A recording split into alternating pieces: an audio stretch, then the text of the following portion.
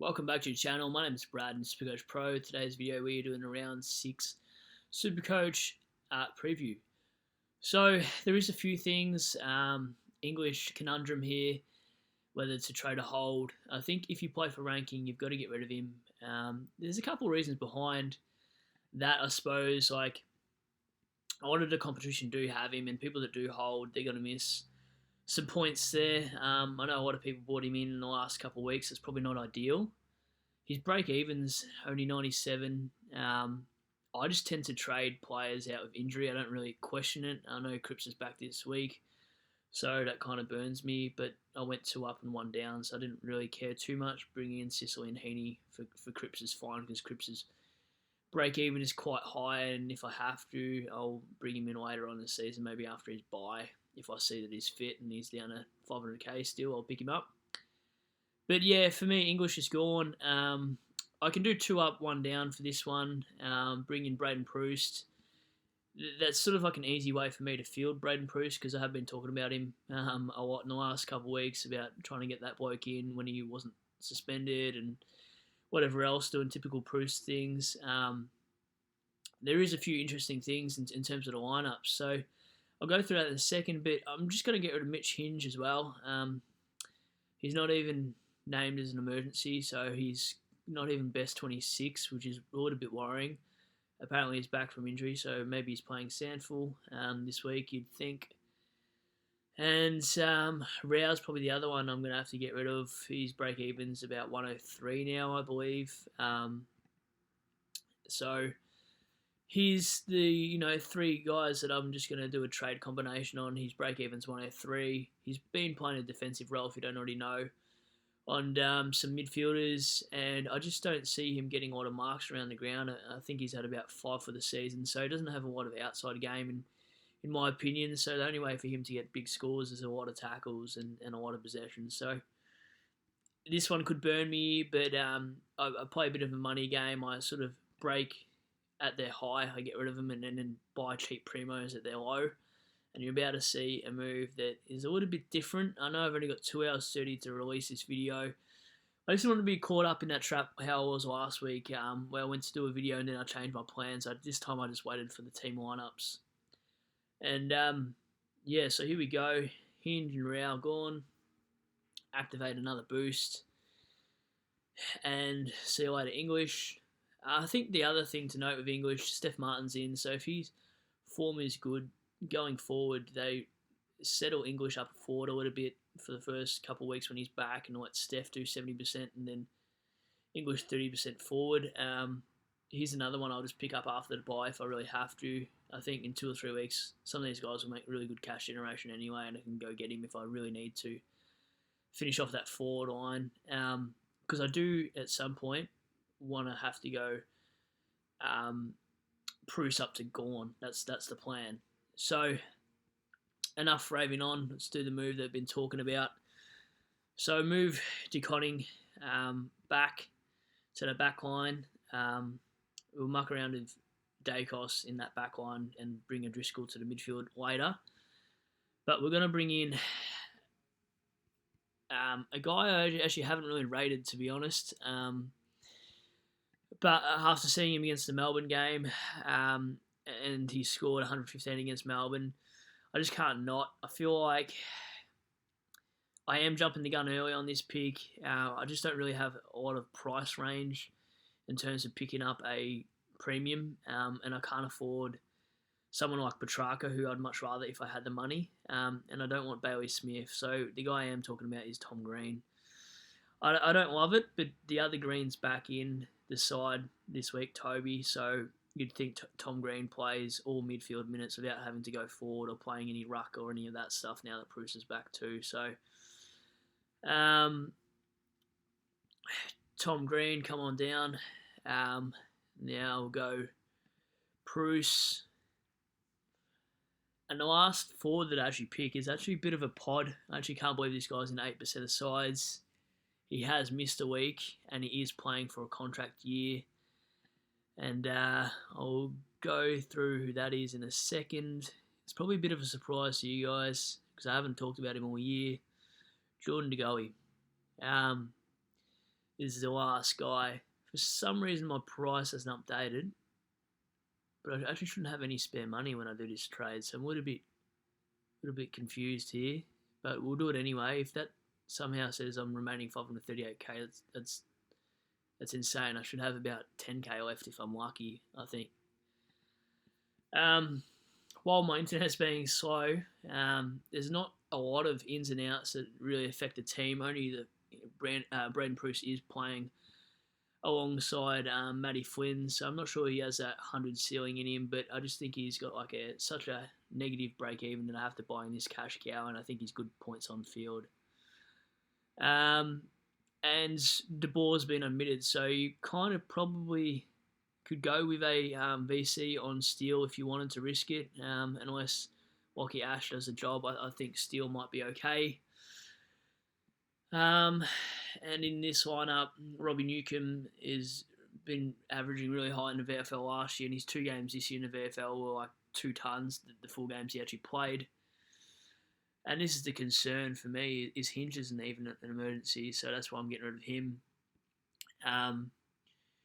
Yeah, I think, in my opinion, you get rid of English, but then again, like I said, get rid of Cripps, and now he's back this week, so it could be a 1 or 2 weeker, but I'm playing for rank, and that's all I play for, to be honest. I don't really care about the leagues. I just want to win the coin at the end of the day, like most of you probably would. And Hugh Dixon, he's got a calf strain. It's a week or 2, so I'm going to hold him and use him as a bit of a loop. I think this guy's debuting. Well, obviously that says new, so I should have probably read that first. But if anyone's got Mead and McHenry, or however you say his name, they've been omitted. Not too much more about that. Bailey J. Williams is still a following. I thought he'd actually be a really good pickup last week. It was on the bubble, but didn't score that well. So I reckon he might do all right against Sam Hayes, being an inexperienced ruckman himself in terms of the AFL. So see how that pans out if anyone did bring him in last week.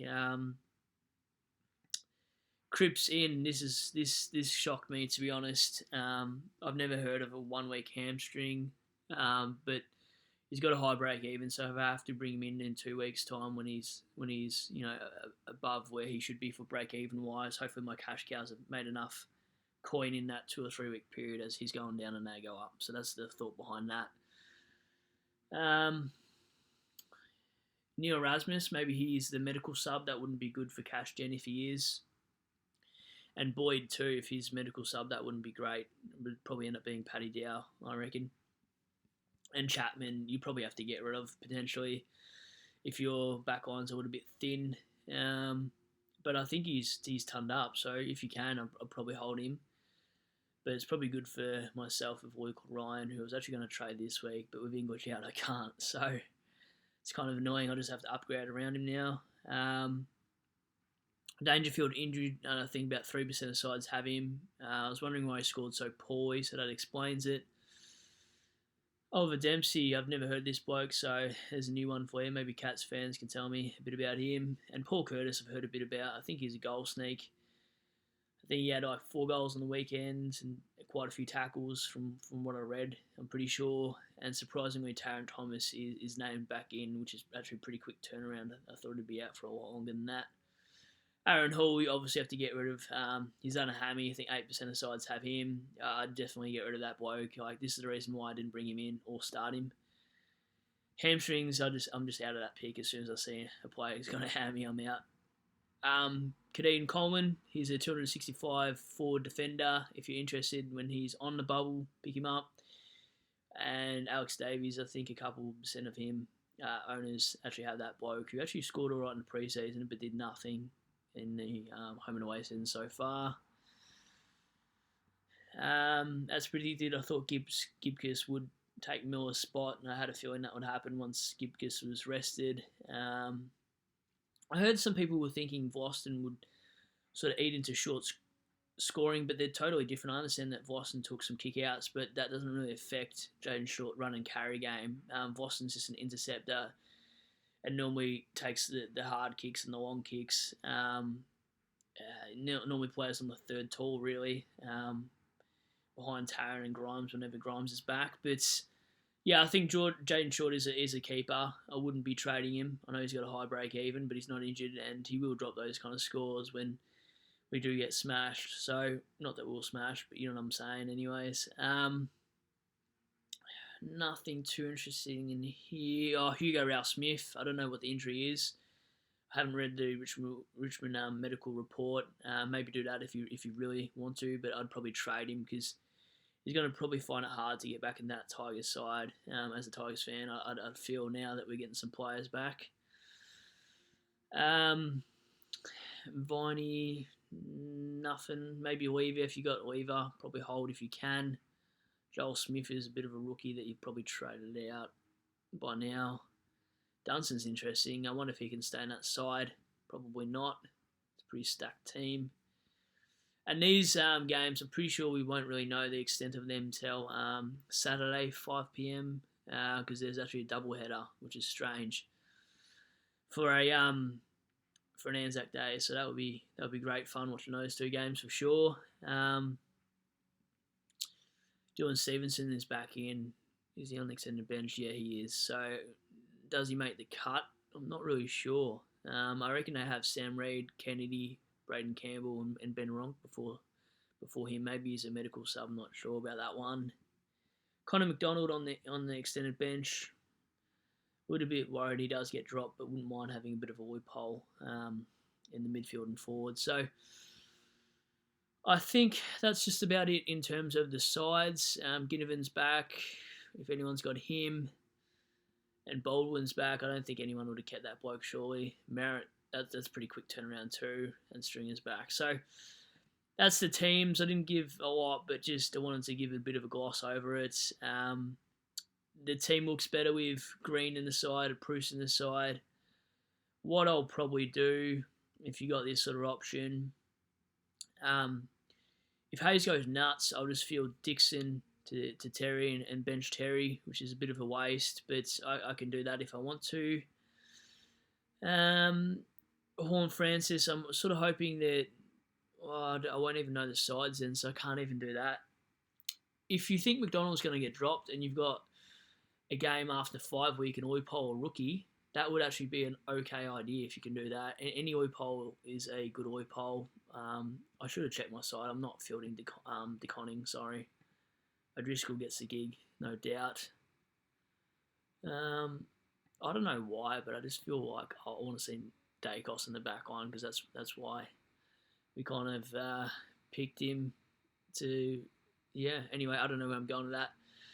I'll have a quick look at the players and see what I think if you should be trading. I don't think you should trade Horn Francis. I think he had that one poor game. He can still make a bit of money. He does play Geelong. I think his break-even's about 50-something. Grundy, that's crazy.